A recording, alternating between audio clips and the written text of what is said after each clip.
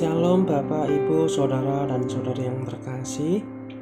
Salam sehat, puji namanya. Kita diberi kesempatan untuk bersama-sama membaca merenungkan sebagian kebenaran firman Tuhan di pagi hari ini. Sebelum kita membaca dan merenungkan bersama-sama, mari kita bersatu di dalam doa. Kami merendahkan diri kami ya Bapa untuk datang di dalam hadirat-Mu. Tuhan memampukan kami dalam setiap kami mengawali aktivitas kami di pagi hari ini. Tuhan menolong kami dalam kami membaca dan merenungkan kebenaran firman-Mu. Terima kasih untuk kasih setia-Mu yang tak pernah berubah. Kami siap membaca merenungkan kebenaran firman-Mu hanya di dalam satu nama, Yesus Kristus, Allah ajaib, Allah yang hidup, Allah yang memberkati kami. Haleluya. Amin. Bapak, Ibu, dan saudara-saudari yang terkasih, renungan kita di pagi hari ini bertema membenci kebaikan, mencintai kejahatan, yang terambil di dalam kitab Mika 3 ayat 1-4. Lembaga Alkitab Indonesia memberi judul Menentang Pemimpin dan Nabi Palsu di Israel.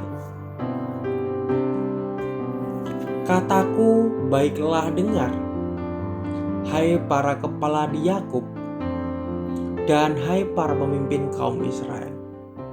Bukankah selayaknya kamu mengetahui keadilan? Hai kamu yang membenci kebaikan dan yang mencintai kejahatan. Mereka merobek kulit dan tubuh bangsaku dan daging dari tulang-tulangnya. Mereka memakan daging bangsaku dan mengupas kulit dari tubuhnya. Mereka meremukkan tulang-tulangnya dan mencincangnya seperti daging dalam kuali, seperti potongan-potongan daging di dalam belanga.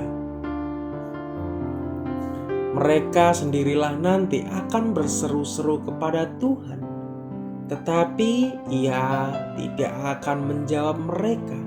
Ia akan menyembunyikan wajahnya terhadap mereka pada waktu itu, sebab jahat perbuatan-perbuatan mereka. Bagian ini bernubuat menentang kekejaman golongan yang berkuasa di dalam Mika 3 ayat 1-4. Penipuan para nabi palsu di dalam Mika 3 ayat 5-7. Dan pemutarbalikan kebenaran oleh para pemimpin, imam, dan nabi Israel yang murtad di dalam Mika 3 ayat 9-12. Allah akan menghukum mereka sepadan dengan perbuatannya. Para pemimpin bangsa itu telah meninggalkan standar-standar saleh masa lalu dan menggantikan dengan hukum mereka sendiri. Dengan sengaja mereka menyenangi kejahatan dan ketidakadilan dalam usaha untuk memperoleh keuntungan material. Allah memanggil kita untuk melakukan hal sebaliknya, mengasihi kebenaran dan membenci kejahatan. Sekali lagi, Allah memanggil kita untuk melakukan hal sebaliknya, mengasihi kebenaran dan membenci kejahatan. Di dalam Amsal 5 ayat yang ke-15, di dalam Roma 12 ayat yang ke-9, dan juga di dalam Ibrani 1 ayat yang ke-9. Ungkapan yang hidup ini melukiskan penindasan dan pemerasan rakyat biasa karena perilaku para pemimpin yang jahat dan kejam. Allah menolak untuk menjawab doa mereka, dan mereka akhirnya akan ditinggalkan Allah. Allah rindu menuntun umat-Nya kembali pada jalan yang lurus dan benar. Namun para nabi palsu tidak peduli akan hal ini. Mereka menjadikan bangsa itu merasa dirinya aman dengan gaya hidup penuh dosa, dengan memberitakan harapan dan keamanan palsu. Mereka tidak bersikap tegas menentang dosa di antara umat Allah, tetapi malah mendukung mendukungnya. Karena mereka menolak untuk menuntun umat Allah kembali ke jalan Allah, para nabi palsu akan ditinggalkan Allah. Mika dipanggil untuk menjadi juru bicara Allah. Yang pertama, ia berbicara dengan kuasa dan ilham Roh Kudus di dalam Yeremia 20 ayat yang ke-9 dan juga di dalam Efesus 3 ayat yang ke-7. Roh mendorongnya untuk menghukum dosa di rumah Allah. Tugas Mika ialah mencerminkan hati Allah, mendorong yang benar dan mencegah yang salah. Dan yang kedua, para gembala dan nabi masa kini mempunyai tugas yang sama.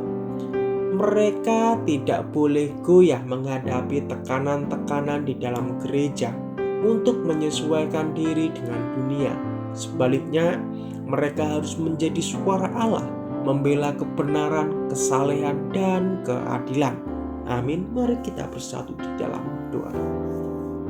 Kami sungguh-sungguh berterima kasih Allah kami ketika kami membaca merenungkan kebenaran firman-Mu. Biarlah Tuhan ada di pihak kami dan kami mau mengikut Engkau sebagai Tuhan dan Juru Selamat kami.